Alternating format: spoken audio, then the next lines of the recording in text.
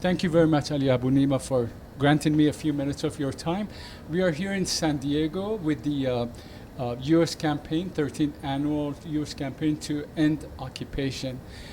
But I want to start with the attack on Gaza 2 months ago.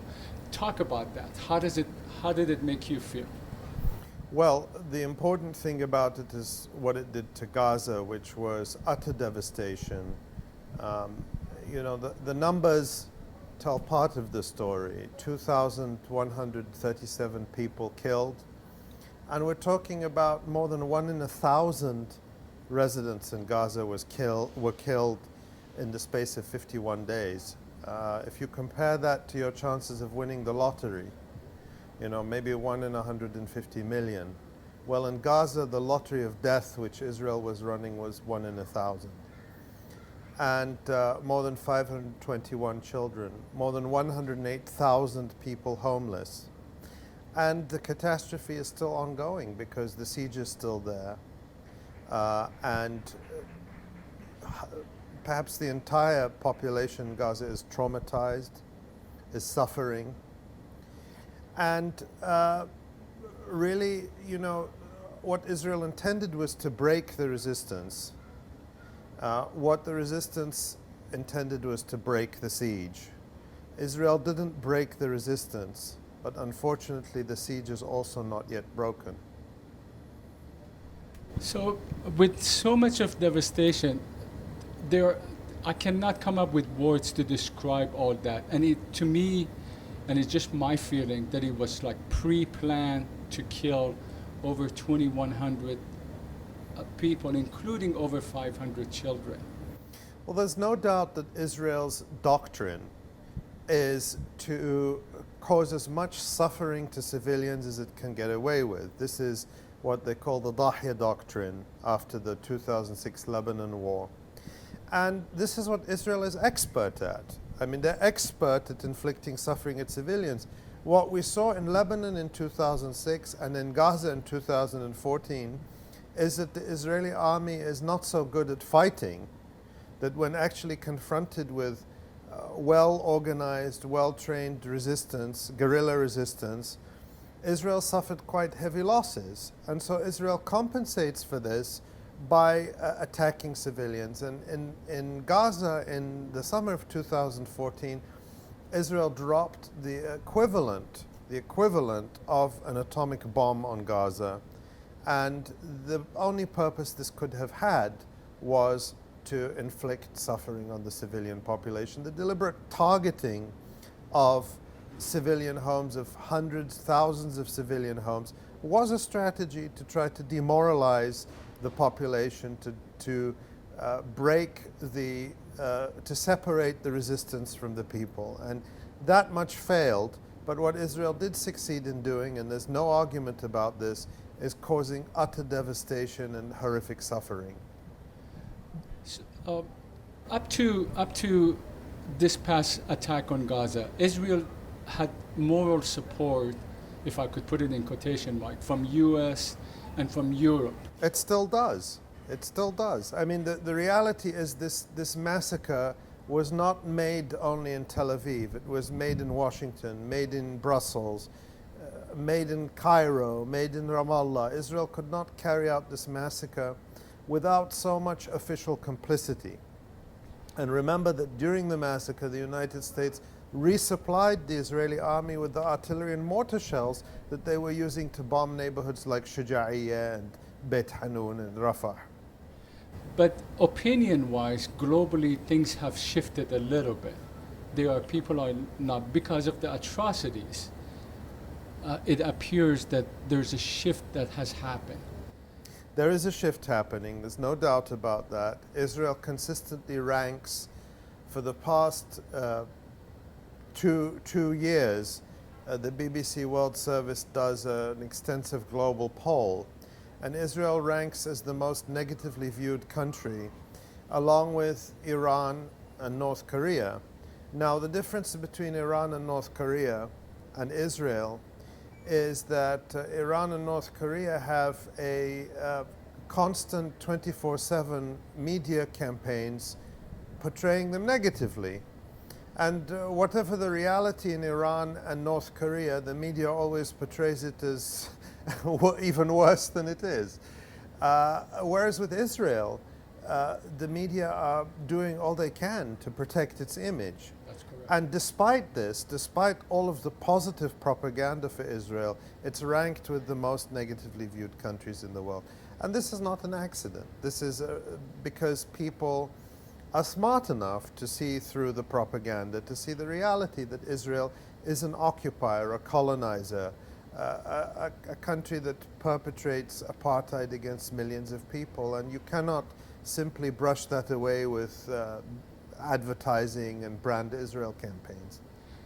So our movement to bring end occupation to Palestine, how do you assess that through the life of it that you've been involved up to this moment?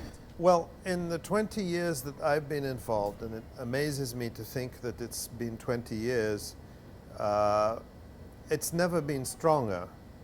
I mean, this is something to be positive and hopeful about. I mean, in many ways, the situation on the ground in Palestine has never been worse. And the paradox is that our movement has never been stronger.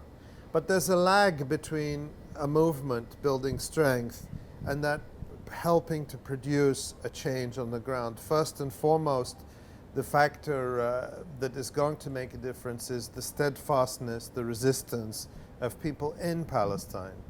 But the solidarity of people around the world is just as crucial. And when we look at some of the inspiration that we have from history, the Palestinian boycott, divestment and sanctions campaign is modeled in part on the campaign that helped to bring an end to apartheid in South Africa. Well, in South Africa, things got worse before they got better in terms of ending apartheid. The repression that the regime used, the racism of the white electorate, all of those intensified in the final years of apartheid. So perhaps we're seeing a similar pattern with Israel. Although many of our South African friends also tell us that even in the worst days, the apartheid regime was never as bad as Israel. So what gives you hope to move forward? What gives you hope to challenge the status quo of Israeli occupation? What gives me hope is that Palestinians themselves are unbroken after 70 years of dispossession, of exile, of living in refugee camps. Everything has been tried to extinguish their desire to be liberated from Israeli colonialism and occupation, and nothing has extinguished it yet. That's the first thing. The second thing is that while there has always been broad grassroots solidarity for Palestinians around the world, that feeling wasn't always translated into action. Now, through the boycott, divestment and sanctions movement, there is a mechanism to translate that reserve of support into practical support and political pressure that can bring about pressure on Israel to end its occupation, to end its colonization. So that's what gives me hope. And I think that Israel feels it. You know, they talk about, they say, we're afraid of an Iranian nuclear bomb. Everyone knows there's no Iranian nuclear bomb. What they're afraid of the most is this growing movement, this growing power. Boycott, divestment, and sanctions. For the movement to be successful, do you have any critique of it? What are some of the shortcomings that we have? I think that I think it's important to start from the fact that this movement isn't even 10 years old, and to celebrate and recognize how far it's come in less than a decade. That this is a movement that 3 years ago, 5 years ago, was easily dismissed as just a few fringe people. And the theme of this conference that we're at is moving it into the mainstream, and I think it is moving into the mainstream. That's a tremendous success, and it's through the work of students, people in churches, people in unions, people of conscience who aren't necessarily connected to organizations, but who maybe their first experience of politics is getting involved in boycott, divestment, and sanctions. And that's all fantastic. I think in terms of challenges, what I'm hearing from many of the young people at this conference, and I think they're absolutely right, is we need to connect this movement to the struggles for social justice, racial justice. Here in the United States, people have been talking about the parallels between what is happening in Ferguson and other communities that are subjected to racist and militarized policing, and what's happening in Palestine. I'm going to talk a little bit about that in my keynote to the conference. Those are also issues I talk about in my book, The Battle for Justice in Palestine. So connecting the work for justice in Palestine to the work against border militarization, mass deportation, mass incarceration, and what has been rightly called the new Jim Crow in this country. I heard there were some connections between people in Palestine and people in Ferguson. Well, that's what people were saying. There were people in Ferguson, and we saw some of the video, waving Palestinian flags. Look, people, and in Palestine, people, when they saw the images from Ferguson of the armored vehicles, of the tear gas, of the snipers, they could identify immediately. And, you know, it's very simple. Israeli apartheid and racist and militarized policing in this country is a global movement. They're part of the same network.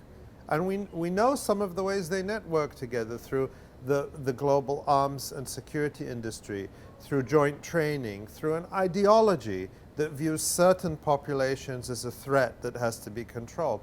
They're a global movement, and so the resistance also has to be a global movement. Thank you very much. Anything you would like to add? Thank you. I Thank you very appreciate the much. I chance. appreciate it, Ali Abunimah, All for right. all the hard work you do with Electronic Intifada. Thank you. Thank you.